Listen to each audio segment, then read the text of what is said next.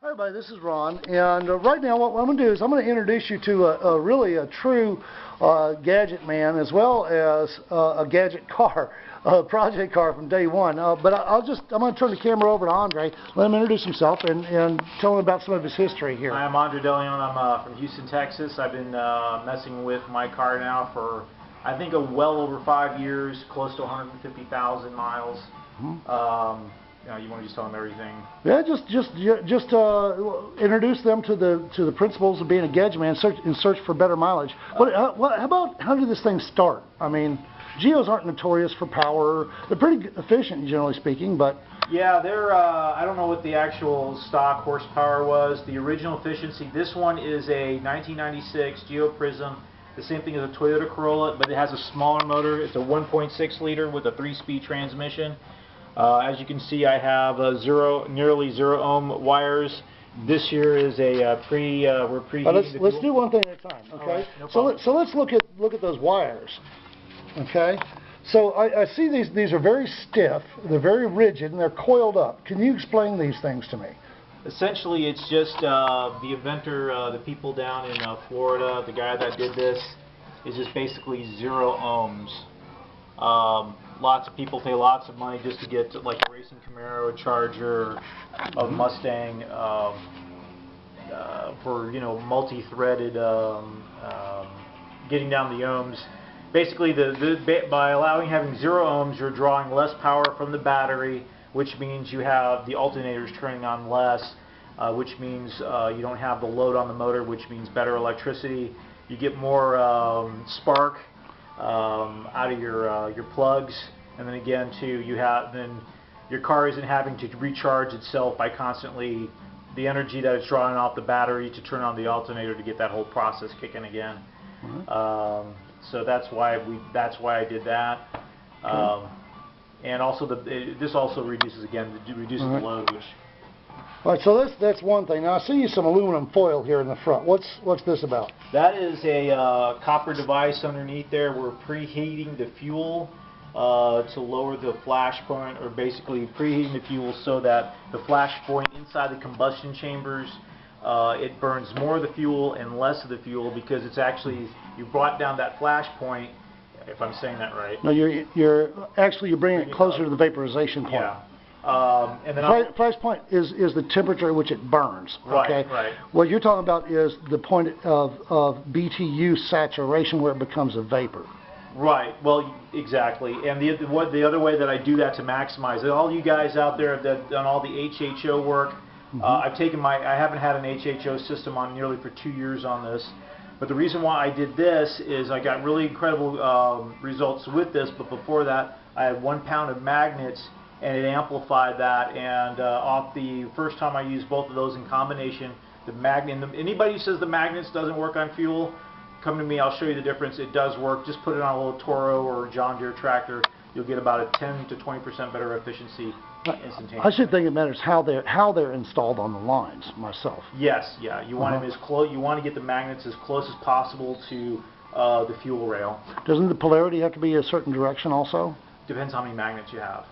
If you have just 2 magnets or one, don't get these little round magnets you see, or I mean it's a joke. You need a lot of magnetism, and don't put it near your ECU, your onboard. If you put that thing here, you'll wipe or kill your computer. So find out. That's just a little safety tip. Again, please be safe in all this stuff. If you have any questions, contact anybody like your local neighborhood gadget man. You're going to be a gadget man in Houston pretty soon. Yeah. We're working on that right now. Be on your way home on Monday, God willing. All right, so let's see. All right, so what else do we have here that you could tell them? Is there anything else in here that? I have a K&N filter, which I'm going to go with a more efficient filter. I don't like these because you have to oil them and clean them. The problem with any type of oil filter is that you get your sensor. You have to clean it every once in a while. I'm not the best at that, but don't do the oil filter stuff, meaning these types of filters. And they actually, some people say this allows less sediment.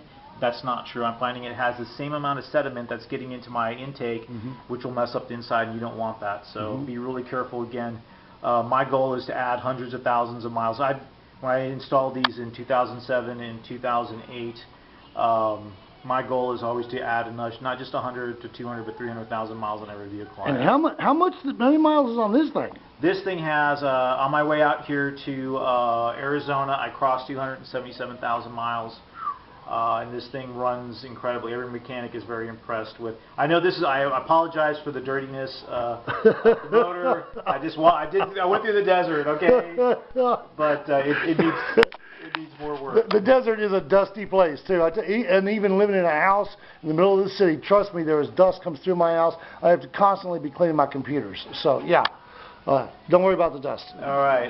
Let's see. We've modified. We simply put aluminum foil around the O2 sensor. Oh yeah. I knew there was something else. And that was simply that basically gets. Oh yeah, there it is down the bottom. This is this 1996 is a lot of the car guys, HHO system and Gadget Man and people who just are enthusiasts know that that original is the first OBD system.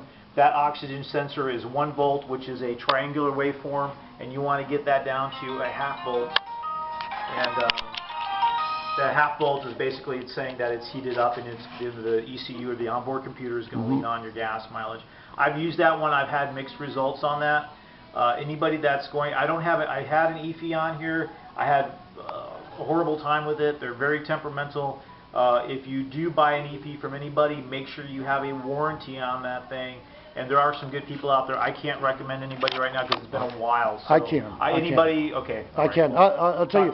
If you guys are interested in getting an electronic fuel injection enhancer to put into your O2 system, which it's illegal for someone to do it in my position. I can help you do it, but it's $5,000 a whack if the EPA catches me installing them. And believe me, they want that money.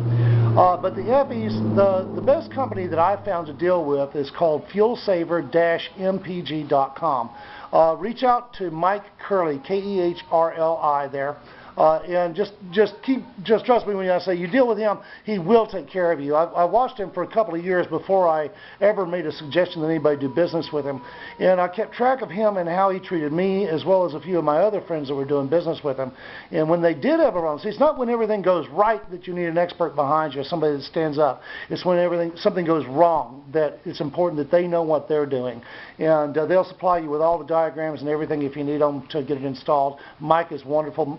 Fuelsaver-mpg.com. There's a link up at Gadget Man Group for that under Fuel Saving Technologies. Now let's go back to Andre here. What else would you say? Let's see here. Oh yeah, I'll tell you something that I've been. All the people I contact that ask me anything, I know this is. I wish I was getting paid by these people. Buy Michelin tires, the MX V4 series tires, the SA and TA. These are now I think they're like the great like 7 generations from, if you saw Who Killed the Electric Car or General Motors EV1, General Motors went to Michelin and said, can you build us or make us the most energy efficient tire? What they've done now, and Michelin does lead, and I know some people, but overall for the price, the efficiency, I would buy it at Costco.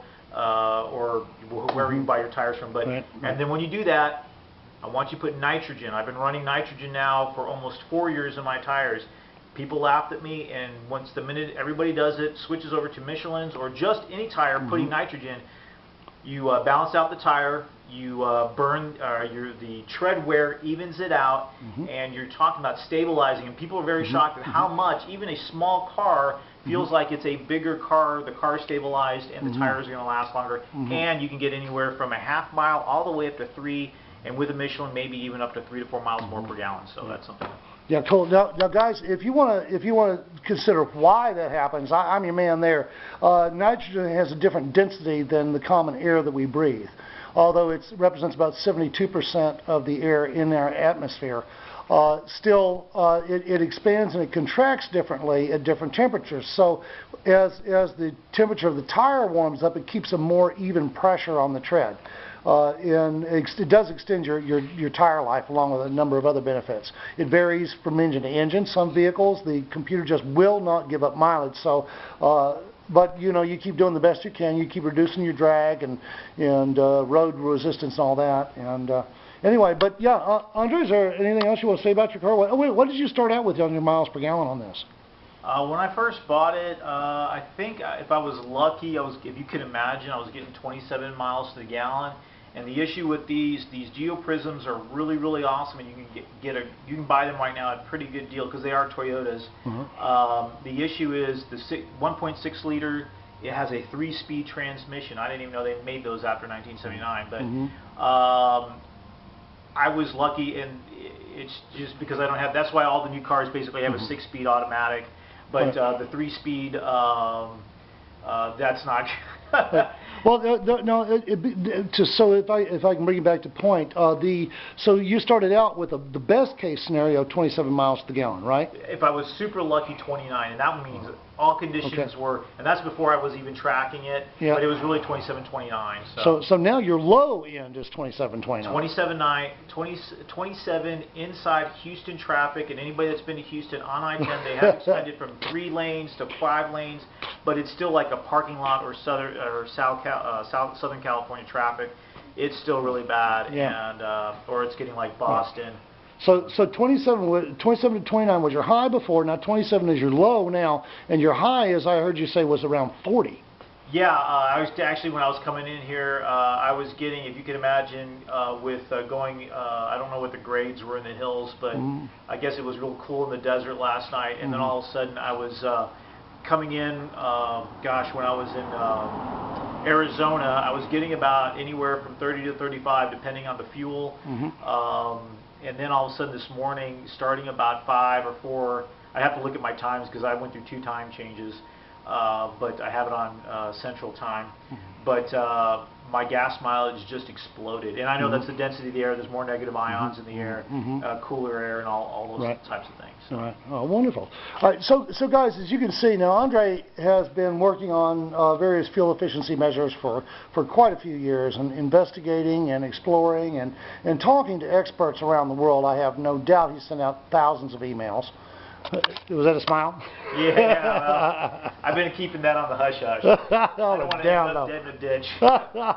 So there are people out there that are rattling cages and challenging the authority that we've accepted from the big three and the government and the EPA and everything else. And trust me, it's right to challenge authority. We're supposed to do that. That is the nature of our republic, the Republic of the United States of America. So when instead of just accepting things that you're uncomfortable with, challenge them. Get up off your butt and do something about it. You are sure to be glad you did, and you can get more information about these different things that Andre's told you about all over the internet. So please take some time and do some research. And oh yeah, go to GadgetManGroove.com and click on Get Grooved, and you just explore the site. You'll find a wealth of information there too. So God bless y'all richly and warmly. Oh, do you have anything else to say, Andre? God bless, guys. Do everything you can and find the difference that makes a difference on your car. And I believe that's everything we talked about. But most importantly, the Gadget Man groove. You got to get the groove. Yeah, your car liked it, didn't it? Hell yeah. All right. So God bless y'all richly and warmly. And remember to smile for a stranger today. You will both be glad you did. Bye-bye now.